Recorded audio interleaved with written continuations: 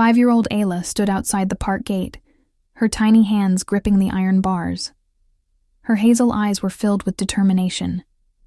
She had decided something important without telling her 24-year-old single dad, Zayan. Zayan, tall and lean, with messy dark brown hair, sat on a park bench. His deep gray eyes carried permanent exhaustion. Since Ayla's mother passed away 3 years ago, he had lived only for his daughter. Across the park sat a woman Ayla had been watching for days. Her name was Meher. There was something elegant, almost too perfect about her. That day, Ayla walked straight toward Meher without fear.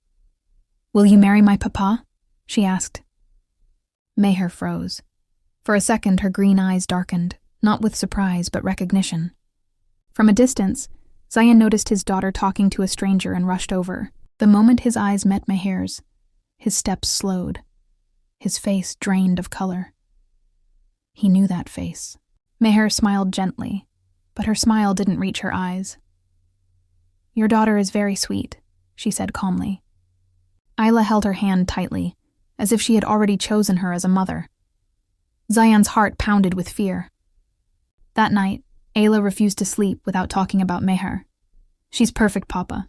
She feels like home." The words sent chills down Zayan's spine.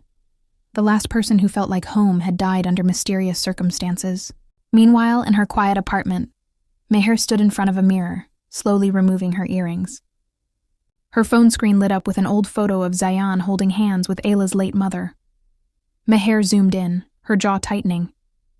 The next day, Ayla mysteriously disappeared.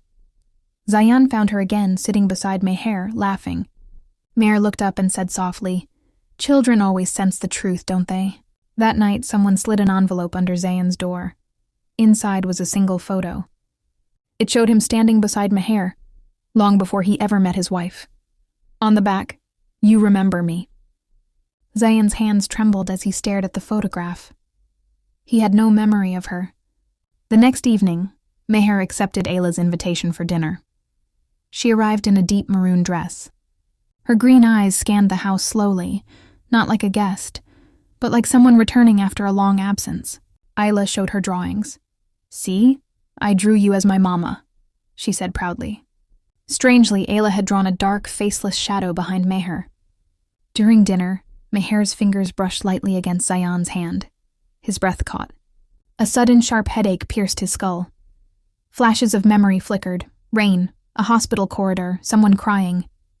He heard Meher whispering, "You promised." He pulled his hand back abruptly. "Have we met before?" he asked, his gray eyes locked onto hers. Meher smiled slowly. "You don't remember the accident?" she replied softly. The word echoed in his mind like a gunshot. That night, Zayan searched through old storage boxes in his closet. At the bottom, he found a hospital file dated 5 years ago, the same year he claimed he lost memories after a bike crash. His heartbeat quickened as he opened it. Inside was a psychiatric report. It mentioned trauma-induced memory suppression. Attached to it was Meher's name listed under primary emergency contact. Zayan staggered back. Why would she be his emergency contact? Across town, Meher sat calmly in her dim apartment, staring at a second envelope. Inside were legal documents, property papers signed by Zayan years ago. Documents that would transfer everything to her, if they married. The next morning, Ayla looked unusually serious. Her hazel eyes seemed darker. "Papa, why are you scared of Mama Meher?" she asked quietly. Zayan froze. He had never told her he was afraid. Before he could answer, the doorbell rang. When Zayan opened the door, no one was there. But on the doorstep sat a small box. Inside it was a silver engagement ring and a note written in delicate handwriting. "This time, don't forget our promise." Zayan stared at the silver ring in his palm. It looked old, slightly scratched. Suddenly another memory flickered. Him kneeling in the rain, holding that same ring toward Meher while she cried. He rushed to confront her the next evening.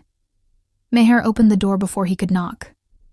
She wore a simple white blouse and black trousers, her emerald eyes calm, too calm.